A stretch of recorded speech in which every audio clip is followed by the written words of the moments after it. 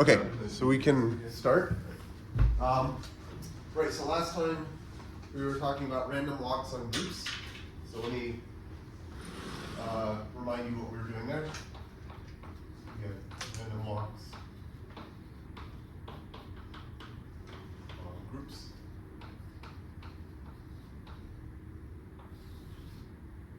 Okay, so here we were saying that we have our state space X is some group G.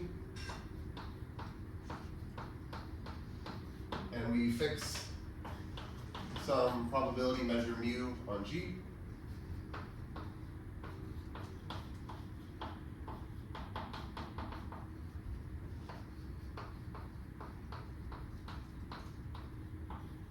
And then we define this random walk driven by mu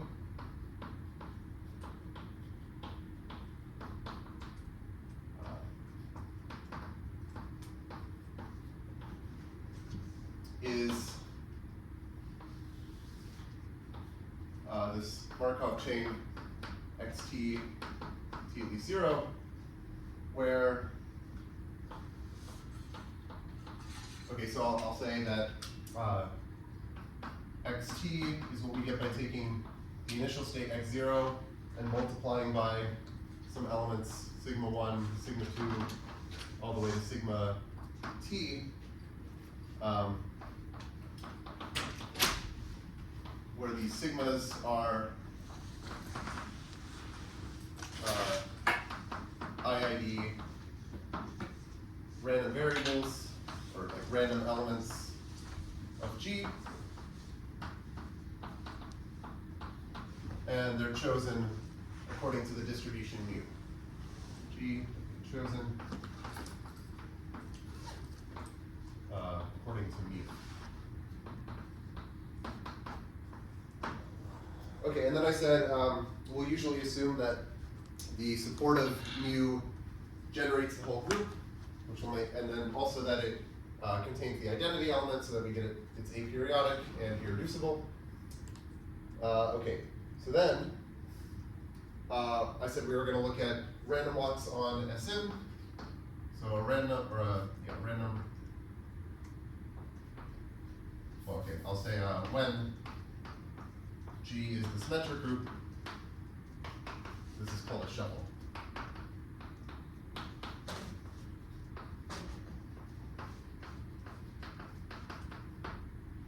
Okay, so today we'll look at a specific shuffle that's kind of simple, but we'll look at lower bounds and upper bounds for the mixing time. So this is the random transposition shuffle. So we're gonna, okay, so for the random transposition shuffle,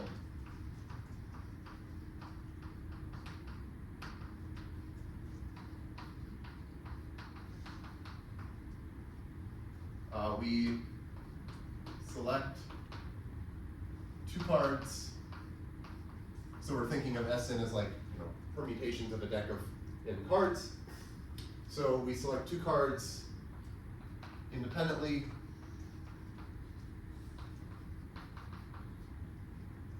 At each step.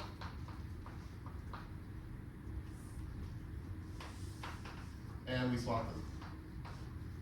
And it could be that we chose the same two cards, in which case this doesn't actually do anything. And so here, yes, so let me just say these cards could be the same.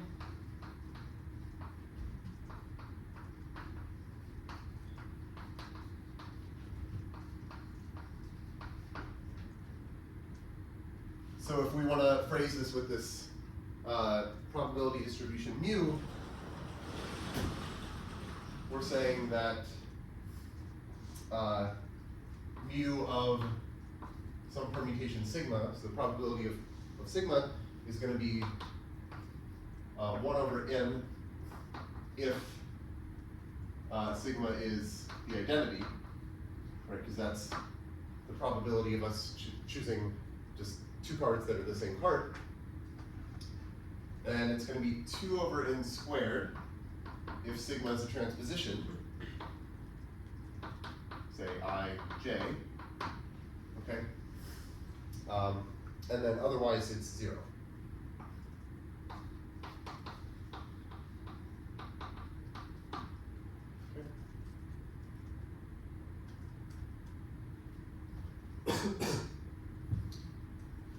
So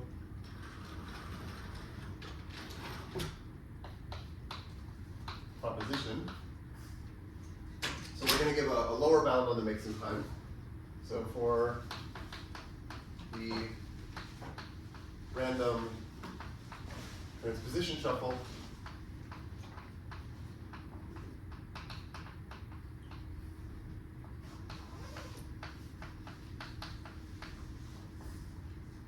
let's say on Sn, the mixing time T mix of epsilon is at least n minus 1 over 2 times the log of 1 minus epsilon over 6 times n. And so basically like something on the order of n log n. Okay.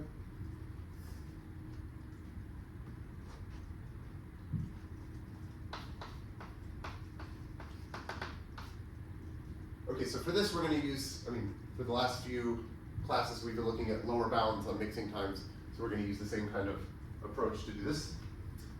So, okay, first if we select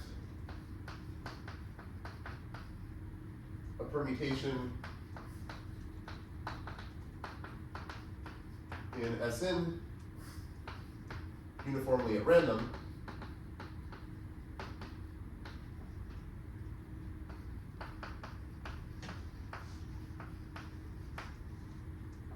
then the probability,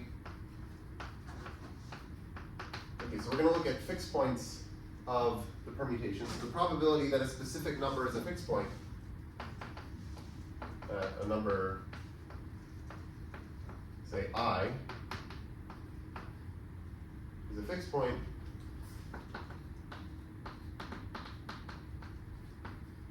is 1 over n. Right, this is just because you can think of like starting by just choosing what I want the image of I to be under my permutation. They're n choices, they're all equally likely, so one of them is I. So therefore, the expected number of fixed points is 1.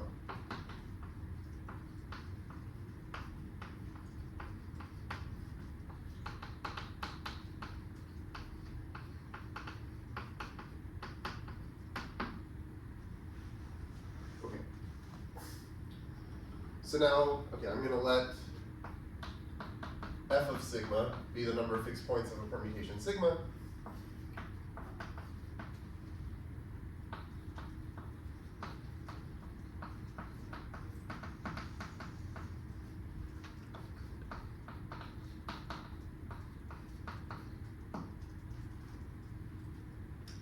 And if, okay, so if sigma is obtained by starting at the identity, so from the identity permutation by applying T random transpositions, well, okay, T, let's say steps of the random transposition shuffle.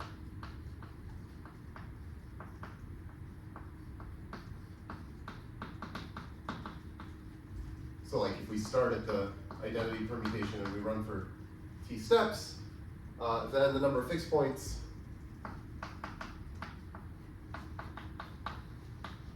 is, well, it's at least the number of cards that we never touched during these steps. So it is at least the number of cards that were not touched.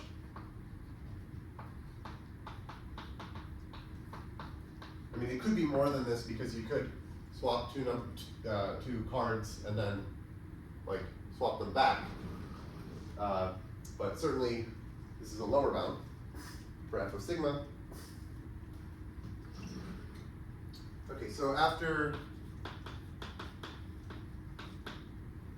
t steps of the random transposition shuffle, the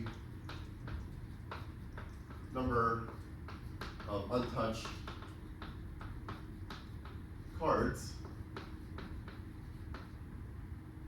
has the same distribution as basically a coupon collector type random variable. So this has the same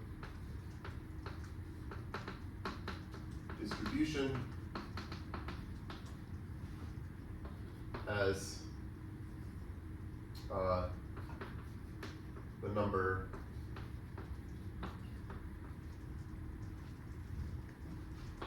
R sub 2t of uncollected coupons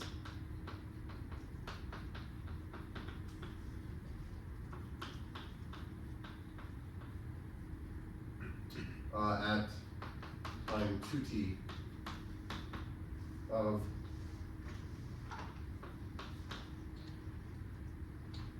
a coupon collector.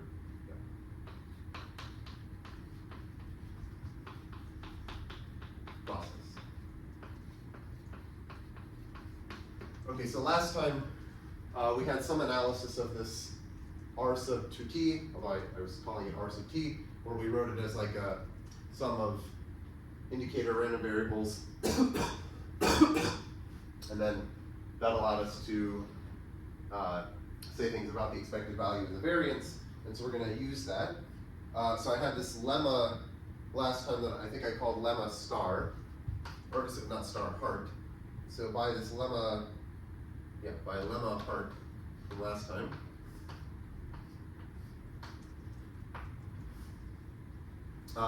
We can, okay, let's define, oh, this is bad. I don't want to call it mu because I have that mu. Let me call it, so whatever, I'm going to call it mu, but it's not this mu, it's a different mu. Okay, so mu is, let's define it to be the expected value of R sub 2t.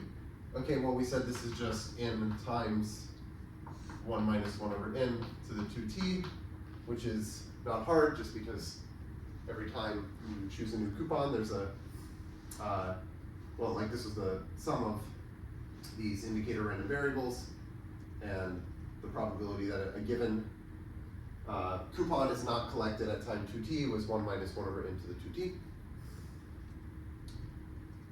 And then for the variance, so let's call that sigma squared. Okay, also sigma I guess is bad because, yeah, wow. Yeah, mu and sigma are both not great here. Let's not use, okay. Okay, let's call it like mu bar, so that it's not the same as that mu. And this will be like sigma bar, so that it's not the same as a permutation sigma squared. So this is like variance of R2t. And we said that this is at most this mu bar.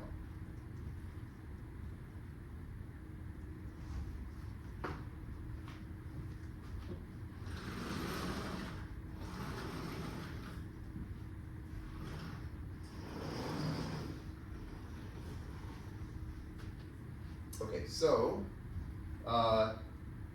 what I want to do is let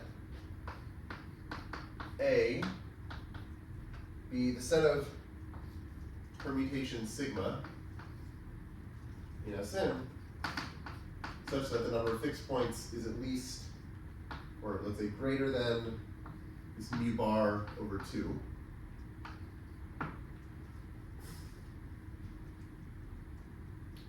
And okay, so first, one thing we can say about A is we can look at its measure under the stationary distribution. Okay, so the stationary distribution is uniform, just because there's nothing special about any individual permutation.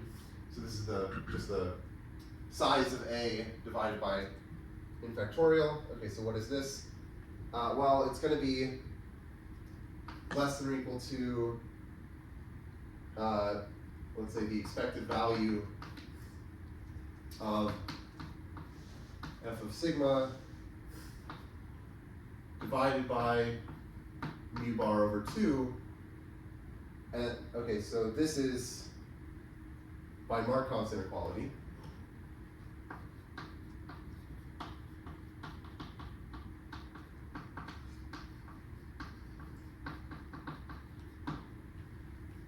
Right, so just, yeah.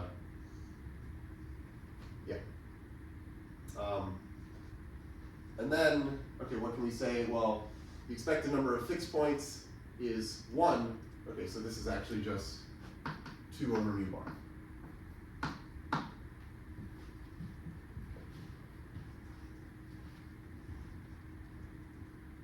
Okay, but now another thing we can say is, so let's use Chebyshev's inequality.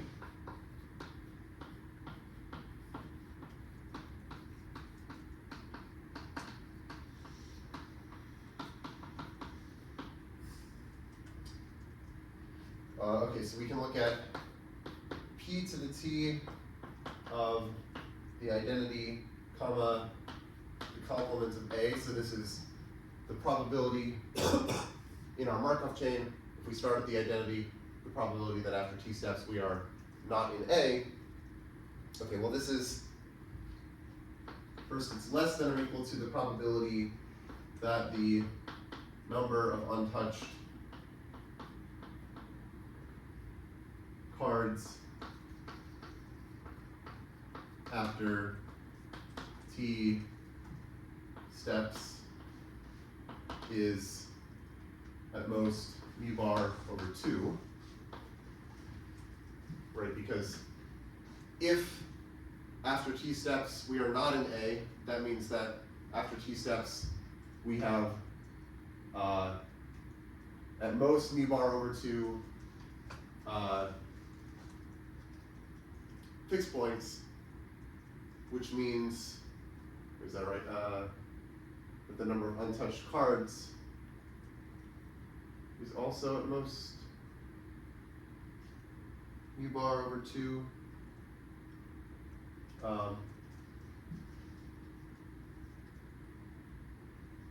Okay, the number of untouched cards is, oh, okay, yeah, right. So it's because f of sigma is at least the number of untouched cards. So if f of sigma is at most mu bar over 2, then the number of untouched cards must be at most mu bar over 2. Okay, and then, okay, well this is just the probability that this r sub 2t is at most mu bar over 2. And okay, so we can say, okay, so we want to use Chebyshev's inequality. So this I'll write as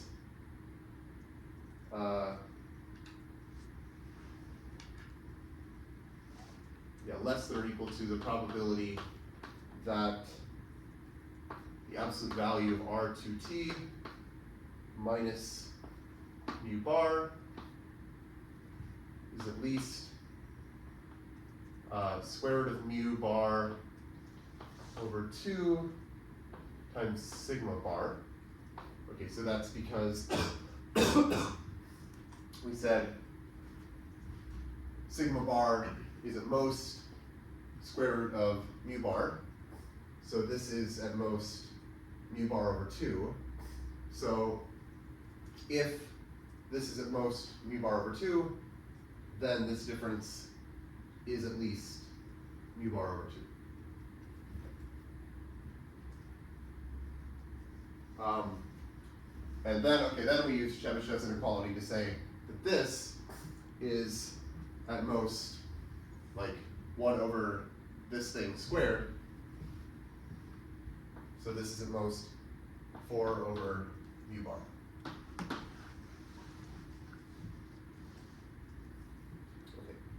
Okay. So then,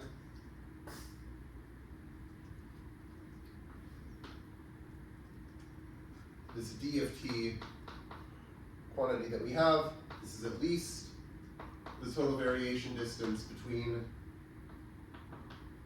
this probability measure p to the t of identity dot and the stationary measure, pi.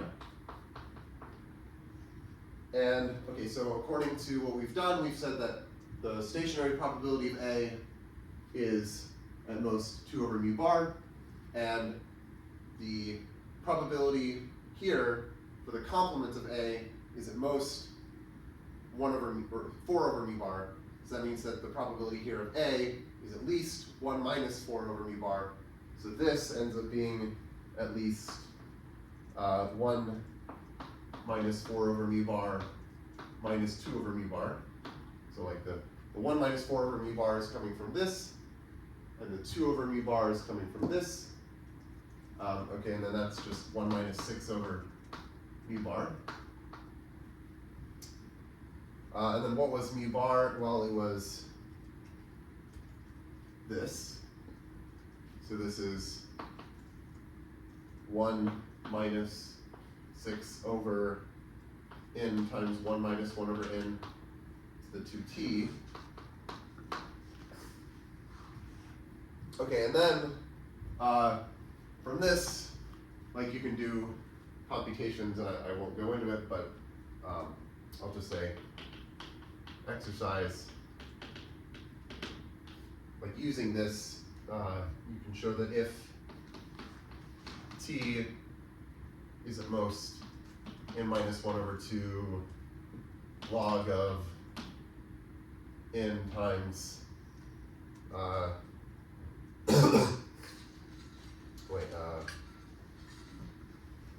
oh, yeah, n times, yeah, that thing, 1 minus epsilon over 6 times n, then that forces d of t, because of this inequality, to be or bigger than epsilon. Okay, and so then that implies that this is a lower bound on the mixing time. Okay, any questions up to here?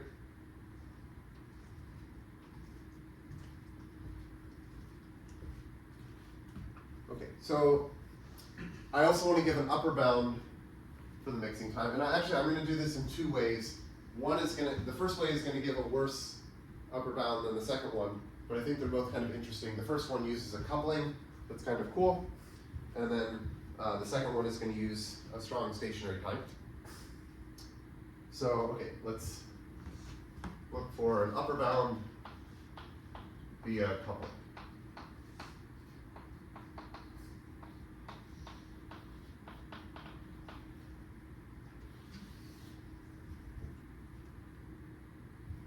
Okay, so what I want to do is let yt t at least 0 and zt t at least 0 be IID sequences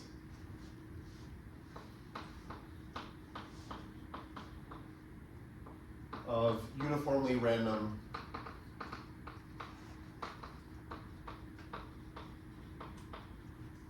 integers between 1 and n.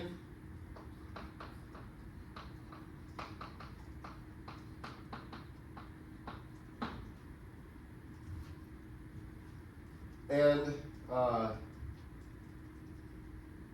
what I want to do is I'm going to couple 2 trajectories of our random transposition shuffle, 2 trajectories which I'll call sigma t and sigma t prime.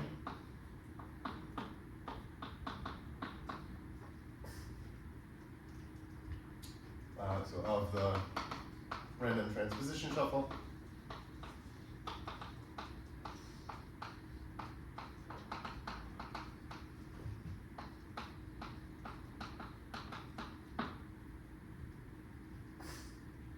So what I'm going to do is in each deck,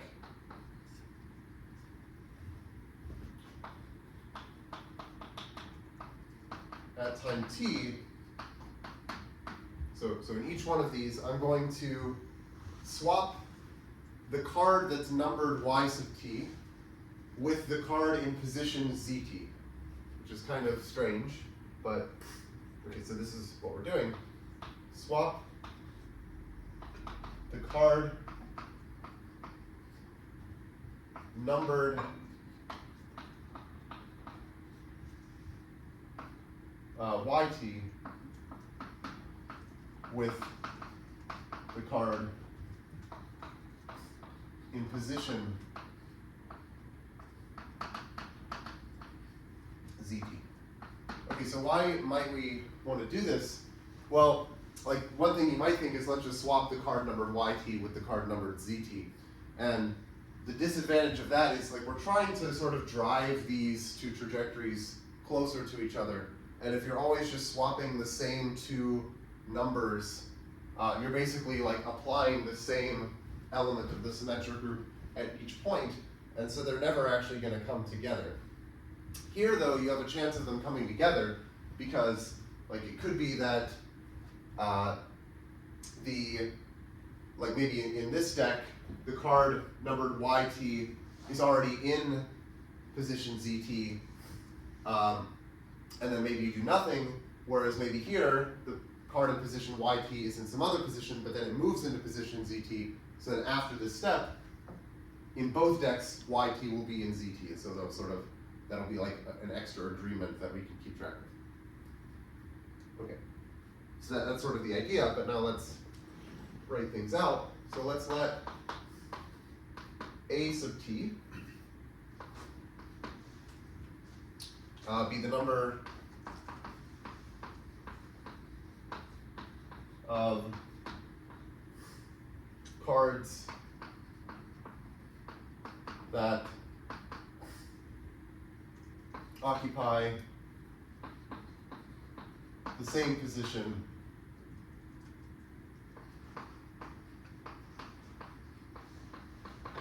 in both decks at time t, so in sigma t and sigma t prime, and so we're wanting this to go up over time. Okay, so there are a few things that can happen. So if card yt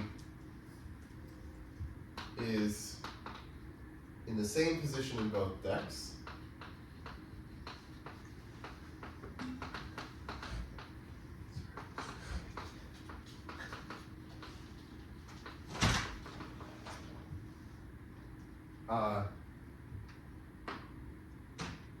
let's see, okay, so I guess maybe what I should say, just so I have things precise, I'm doing this swap between yt and zt to go from sigma t to sigma t plus 1, and to go from sigma t prime to sigma t prime plus 1, or sigma sub t plus 1 prime.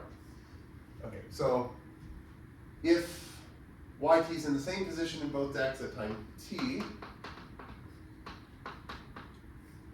okay, well then, this at number doesn't change from time t to t plus 1, just because, well,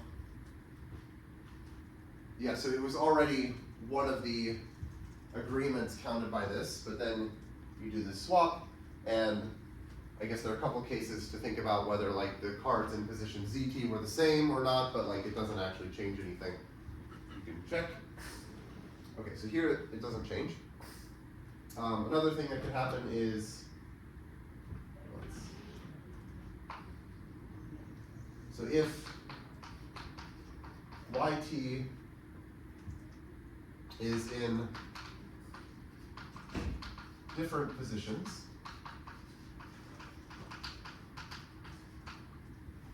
in the two decks.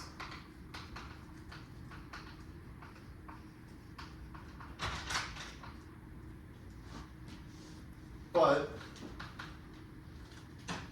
the cards in position ZT are the same.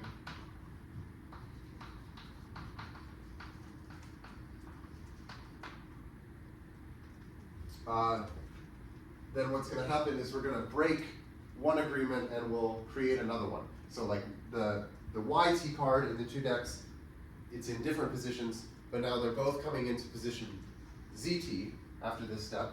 So that like creates an agreement. But now the cards that were in position ZT were an agreement because they were in the same position and they were the same card. But now they're going into to different positions. So we're creating one agreement and destroying another. So then we break one agreement and create a new one.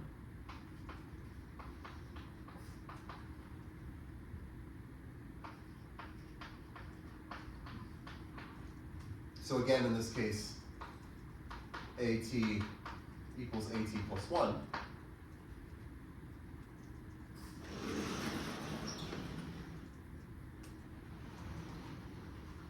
And then finally, okay, if YT is in different positions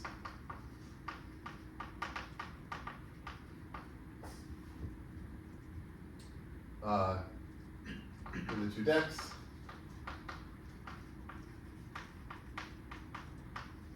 and the cards in position ZT are different,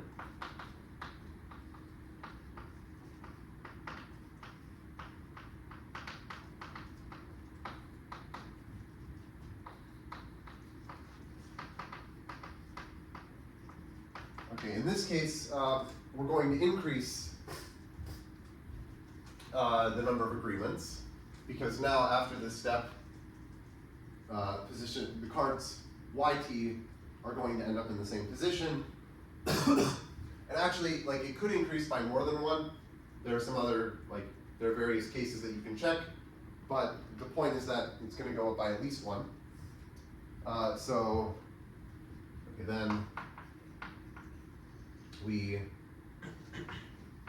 create at least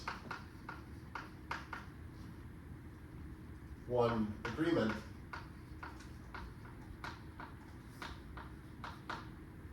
and we don't get rid of any.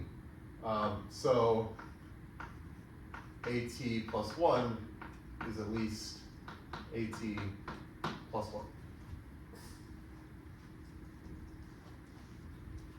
Okay, so this is like telling us that we have sort of a good coupling because the decks are getting more similar, at least over time. So what I want to do is let tau be the first time when the decks coincide. So I guess at some point I was calling this like tau couple.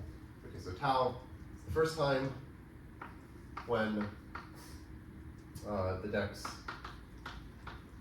coincide.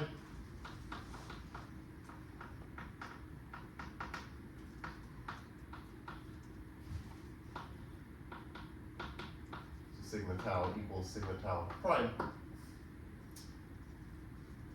And okay, so the proposition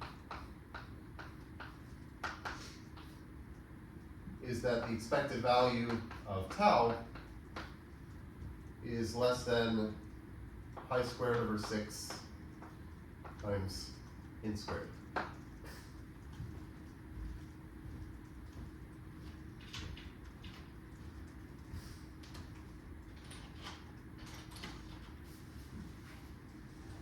Oh, maybe I'll use the yellow.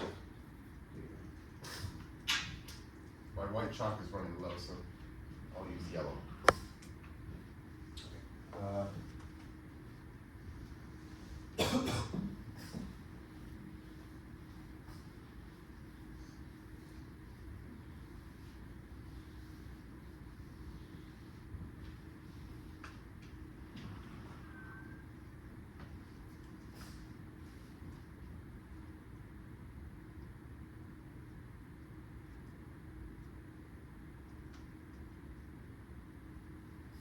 Okay, so to prove this,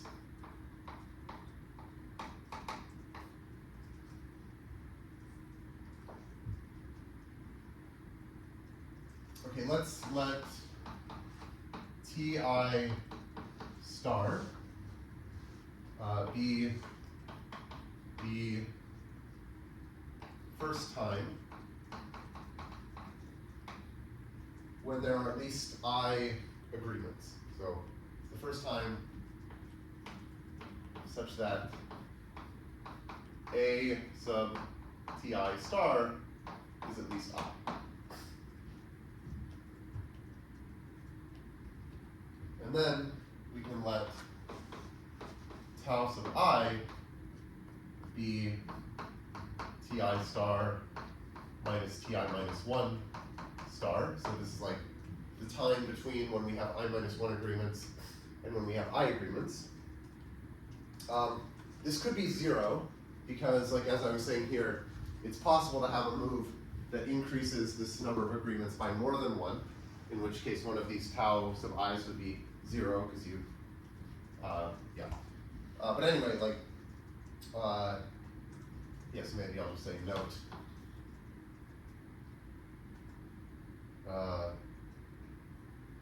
Oh, actually, okay, yeah. One thing I can say in particular is note that if you look at like tau 1 through tau sub A0, so like A0 is the number of agreements at time 0. Like you could start off with the two decks agreeing to some extent, and so then these are all going to be 0. Right, just because you start off already with A0 agreements. Okay, so the point is that we can write our random variable tau as the sum, well, okay, we can write it as T in star, right? It's the first time when there are at least in agreements. And this we could write as just telescoping sum. So this is like tau 1 plus da da da plus tau n.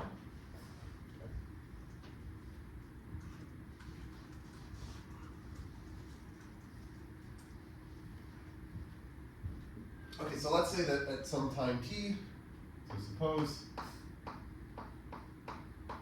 that a sub t is some number I, then there are n minus I disagreeing cards, like cards that are in different positions in the two decks.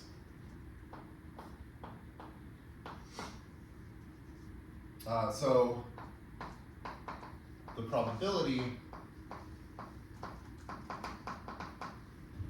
of increasing the number of agreements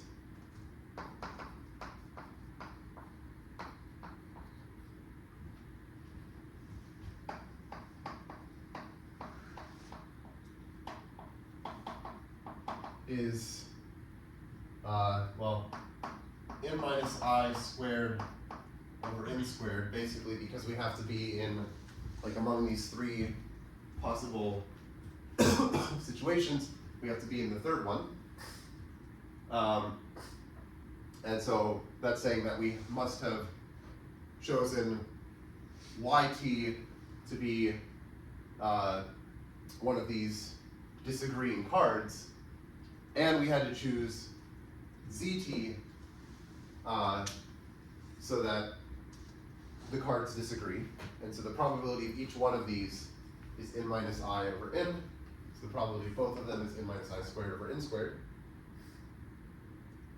Okay, so I'll just say, since we must be in the third bullet point situation from over there.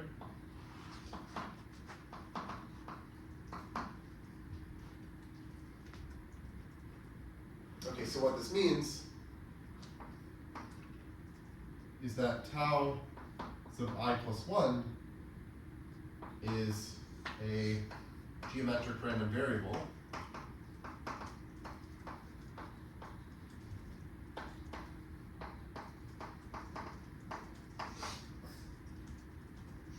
where the success probability is this. So with success probability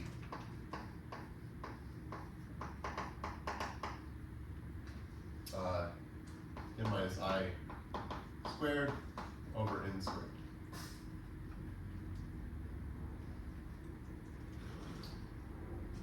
And then, thus,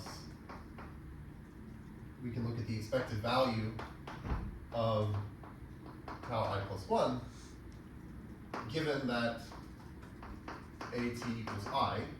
Okay, so we're assuming at equals I, and then the expected value of tau sub I plus 1 is just going to be, well, it's the expected value of this geometric random variable, which is just the reciprocal of the success probability. So this is n squared over n minus I squared.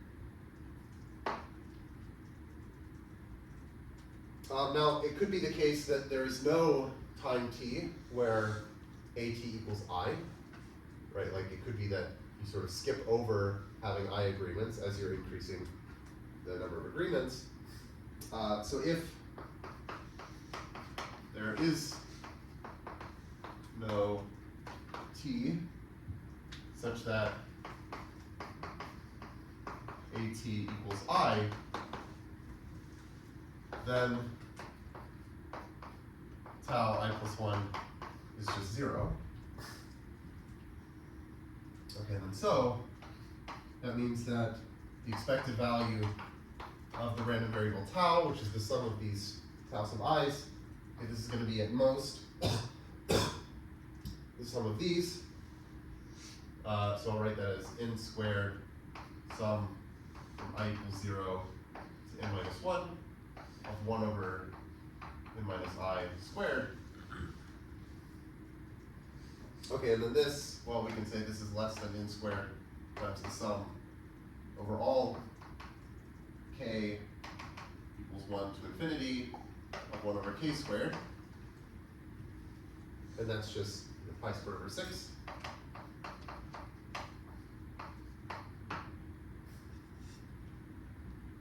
And then we have this, well, okay, yeah, so this is what we want. So the expected value is less than pi squared over 6 n squared. Okay, and then I guess I won't go through this, but the point is this gives us an upper bound on the mixing time of order O of n squared, because we had some results saying that if you have an upper bound on the expected value of this tau couple, the coalescence time, then it gives you this upper bound on the mixing time.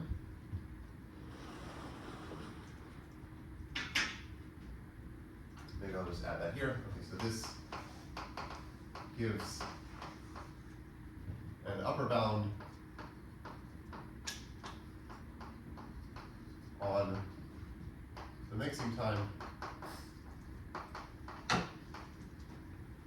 of order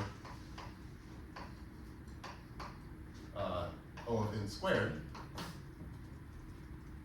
Okay, but we can do better. So this was the argument that I wanted to give that gives the worst, or not the worst, but the less good upper bound. And so now I'll go through one. Maybe I'll have, I don't know if I have time to finish it. Maybe we will, but if not, we'll do it next time. So we're going to do an argument that uses a strong stationary time to get an even better upper bound. But I kind of like this one just because I thought it was kind of a neat idea to have this coupling where like you look at the card, but then the position, and it's like a clever idea to try to drive them together. Okay, so now what I want to do is I'll run my Markov chain. Again, randomly swapping cards, and I'm going to imagine that like at each step I choose a card with my left hand, and I choose a card with my right hand, and I swap those. And again, they could be the same card. So I'm going to let LT, respectively, RT be the card selected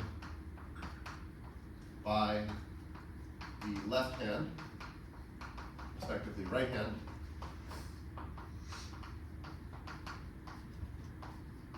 at time t.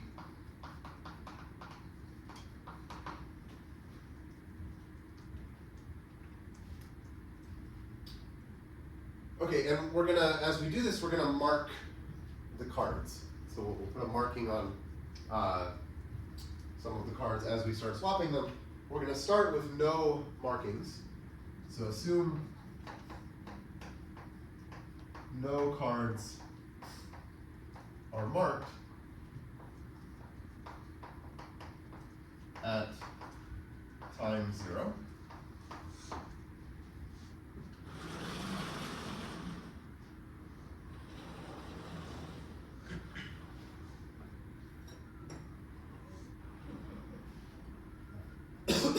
Okay, and then the rule for marking them is going to be at time t,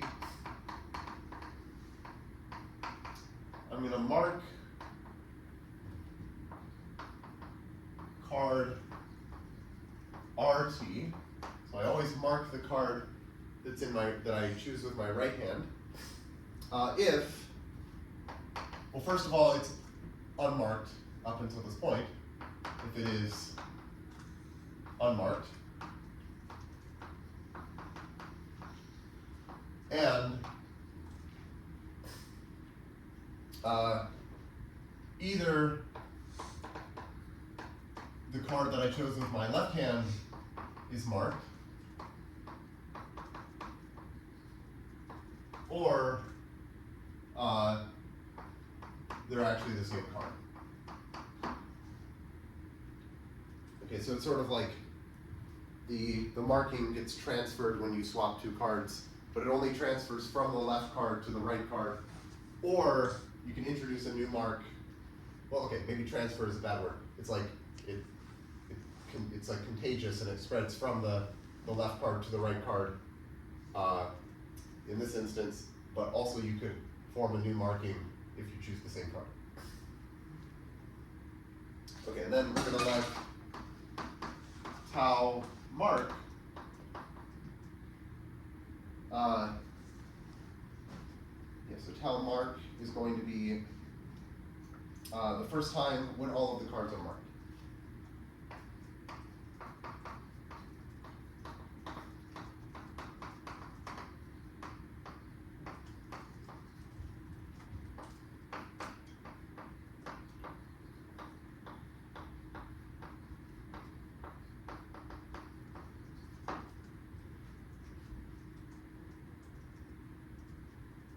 Okay, and I also want to, okay, so I'm gonna claim that this is a strong stationary time, so it's a stopping time.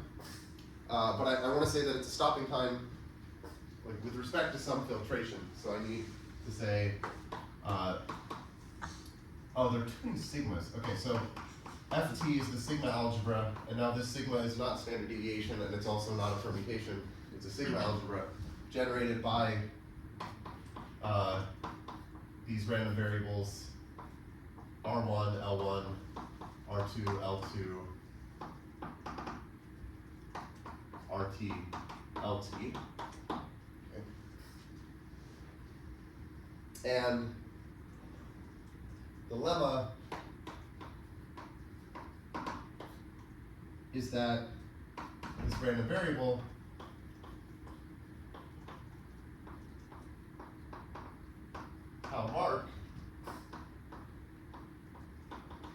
is a strong stationary time.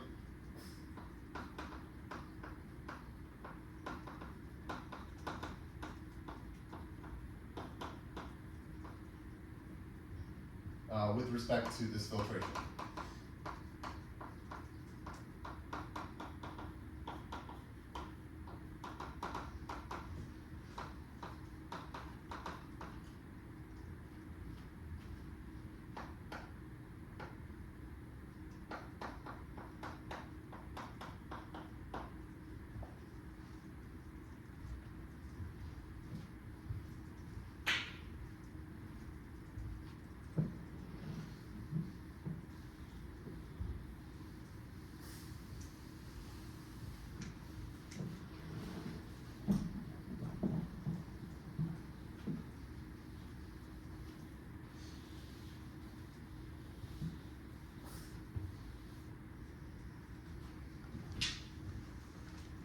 Okay, so proof.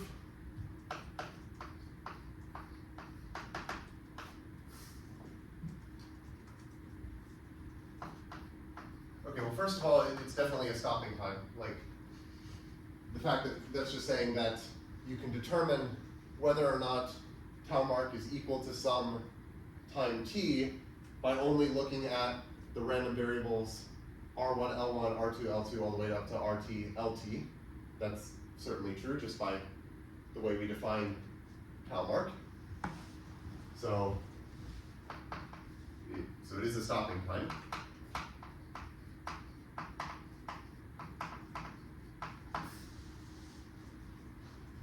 Okay, now,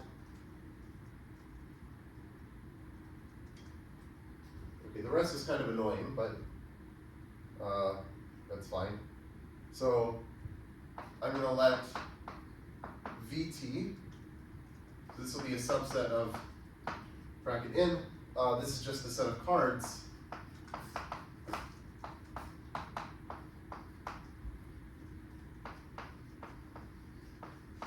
that are marked at time t.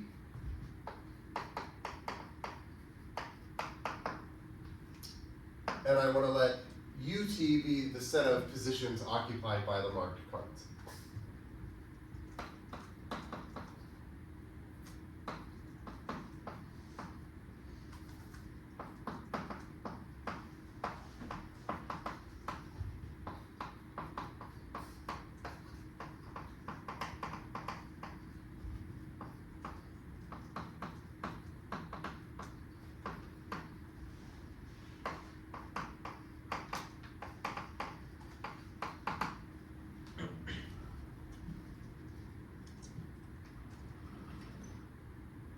Okay, and then the claim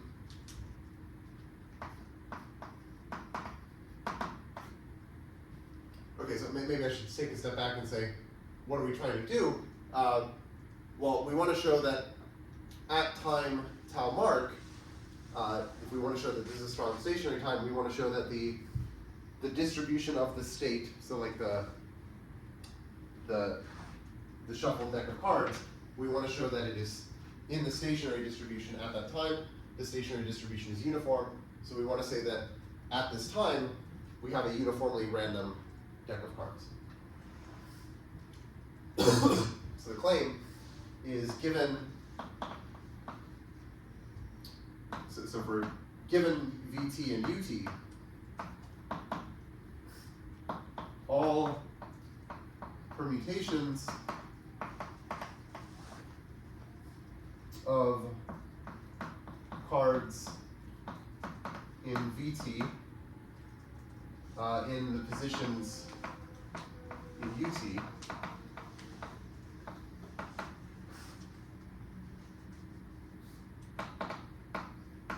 are equally likely. So like I'm saying at time t. So at time t, if we just look at the cards that are marked and the positions that they're in, then the probability of any, like we basically have a uniformly random permutation of those marked cards in those positions when we restrict our attention to those cards in those positions. Okay, and then the point is that like this will then prove the result by taking t to be tau mark. So we're going to prove this by induction on t. Okay, so we prove this by induction on t. Okay, so there are cases to consider.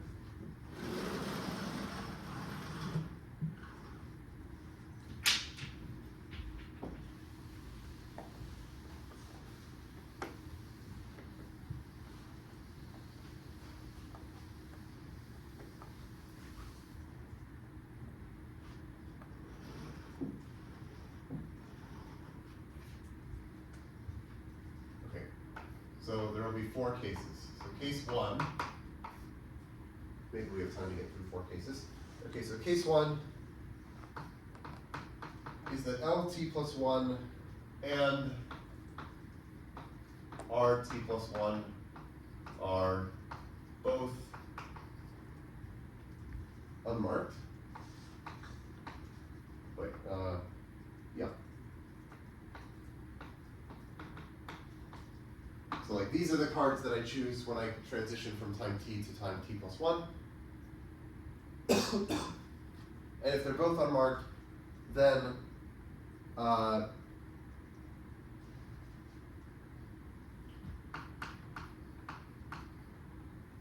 wait, okay,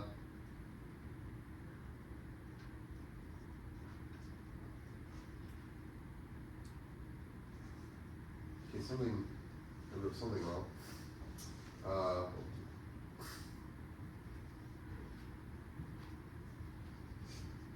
So I think I want to say if they're both unmarked and they're not equal to each other, because I want that. Hold on.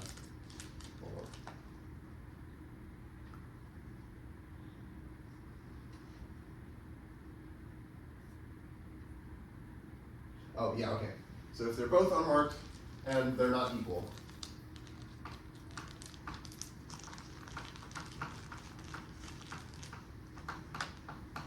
then, well, in this case, the number or the set of marked cards doesn't change, and the set of positions occupied by them doesn't change, and like really nothing changes in terms of the statement here. So we still have a uniformly random permutation of the marked cards in those positions. Okay, so then, well, Vt plus 1 equals Vt, and Ut plus 1 equals Ut, and the permutation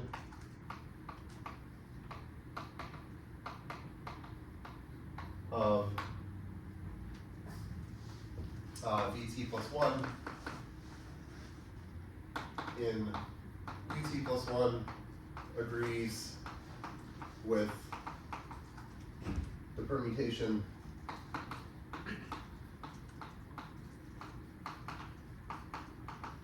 of Vt in Ut.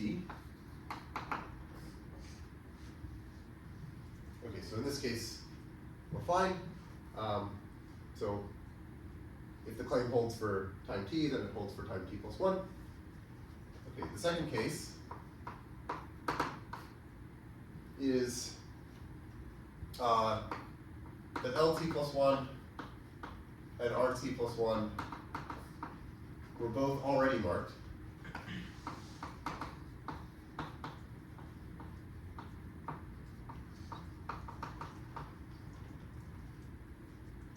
By time t.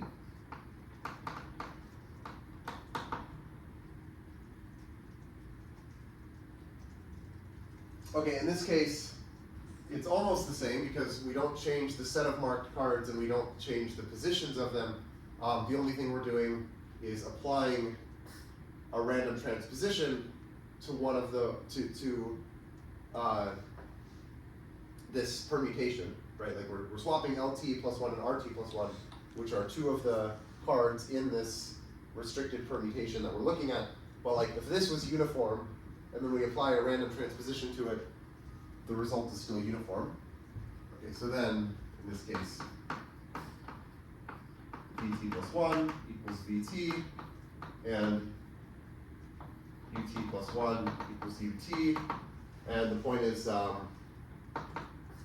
we obtain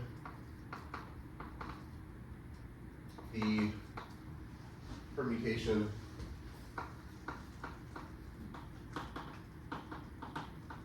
of vt plus 1 in the positions ut plus 1 at time t plus 1 by applying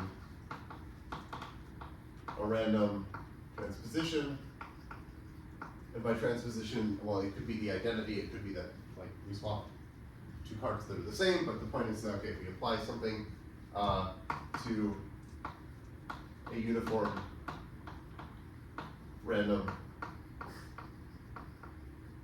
permutation, so it's uniform.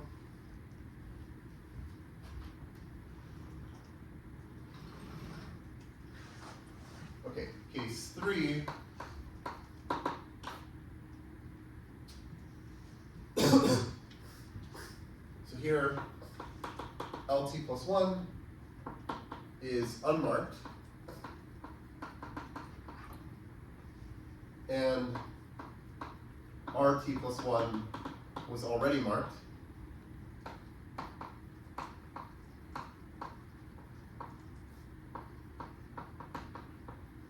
By time t.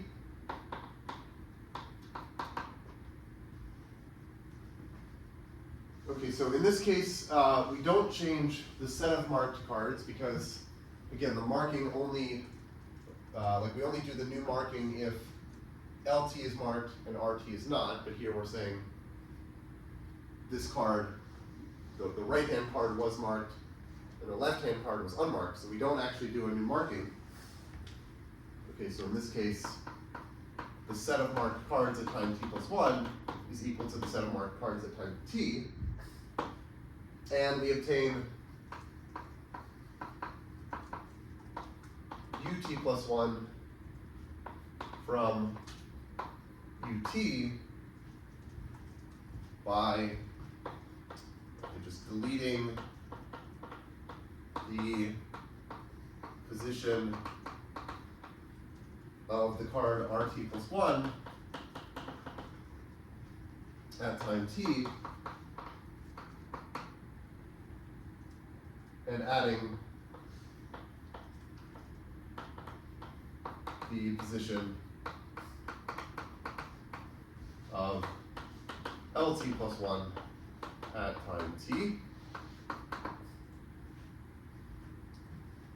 And then, okay, I guess the point is like, this still holds, right? You've chosen some, like you just deleted one position and added a new one, but still like the possible permutations that you get are still uniform. So like the distribution of the restricted permutation is still uniform. Case 4. Okay, so this is the only case where we actually introduce a new marking. So RT plus 1 gets marked at time t plus 1.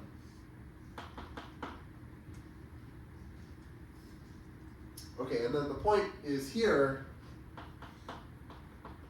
the card LT plus 1 is, okay, so well, in order for this to happen, LT plus 1 must have either already been marked, meaning that it was an element of VT, or it's equal to RT plus 1.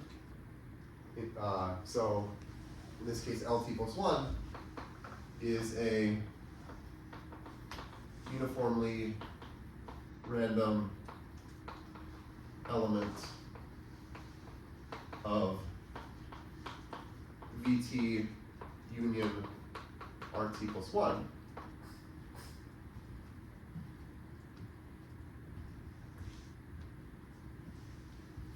And then, okay, how does the position set change? Well, ut plus 1 is obtained from ut by adding the position of rt plus 1 at time t. So we just add one extra position. But then again, in this case, it's not hard to see that, like, if what we started with was some uniformly random restricted permutation, then this is going to again give us something uniformly random.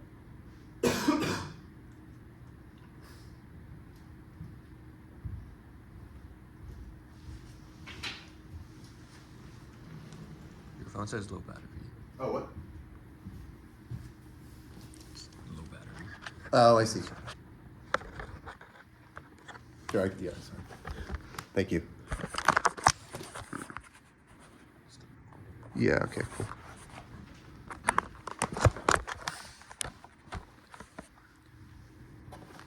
Okay. Yeah, I guess I have 5 minutes left. So, yeah, I don't have time probably to prove the next, well, okay, I can at least state the lemma. And then we'll finish this next time.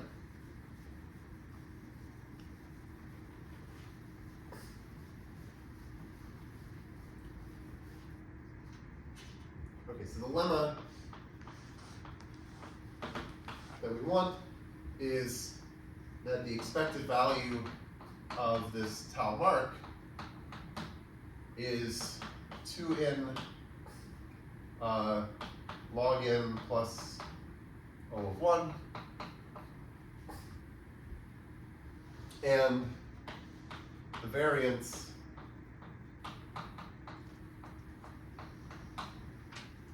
is O of n squared.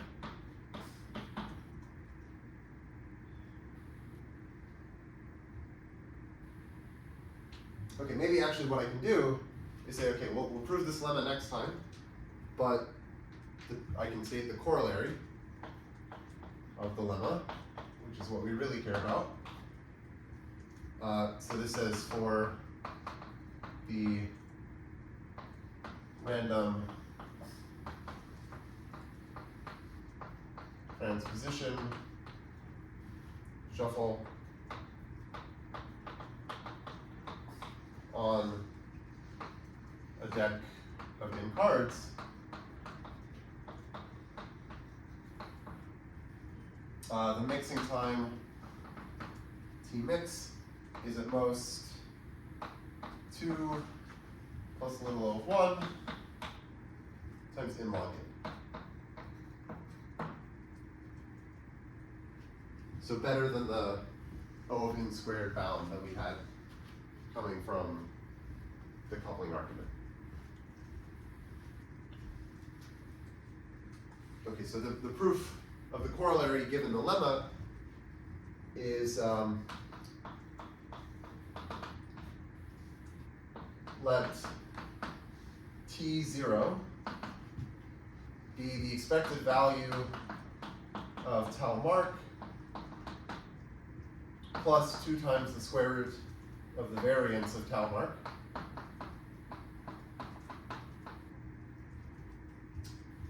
Okay, well, what is this? Well, if we believe the lemma, then this quantity is 2 plus little o of 1 in log n.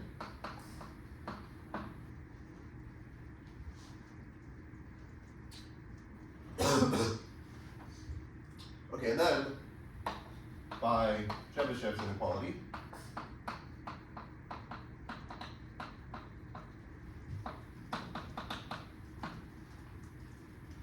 we know that the probability that tau mark is greater than T0 is less than or equal to fourth. Yep, yeah, just because we have two standard deviations, so probability is less than or equal to 1 over 2 squared. Okay, and then we have some results on strong stationary times that allow you to relate the probability, like the mixing time, with the probability that the strong stationary time is greater than some constant. So then apply results on strong stationary times from before.